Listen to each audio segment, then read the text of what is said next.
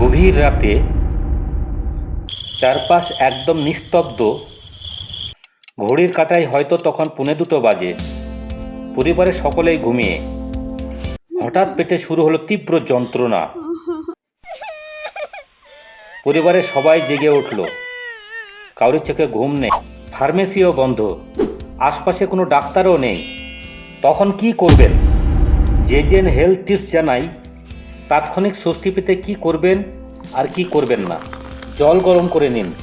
যদি ব্যথাটি সাধারণ গ্যাস বা বদহজমের কারণে হয় তবে 1 গ্লাস হালকা গরম পানি পান করুন। হট ওয়াটার ব্যাগের হালকা সেঁক দিন, এতে পেটের পেশি শিথিল হয়। দ্বিতীয়ত, 1 টুকরো কাঁচা আদা সামান্য লবণ দিয়ে চিবিয়ে খান অথবা 1 কাপ গরম আদা চা পান করুন। এটি গ্যাসের সমস্যা ও পেট ফাঁপা থেকে দ্রুত মুক্তি দেয়। তবে মনে রাখবেন, ডাক্তারি পরামর্শ ছাড়া হুট করে কোনো ব্যথানাশক ওষুধ বা পেনকিলার খাবেন না। অ্যাপেন্ডিসাইটিস বা আলসারে ব্যথা হলে পেনকিলার খাওয়া মারাত্মক বিপজ্জনক হতে পারে। বারবার বমি, পেট শক্ত, অসহ্য যন্ত্রণা বাড়তে থাকলে দ্রুত হাসপাতালে যাওয়ার ব্যবস্থা করুন।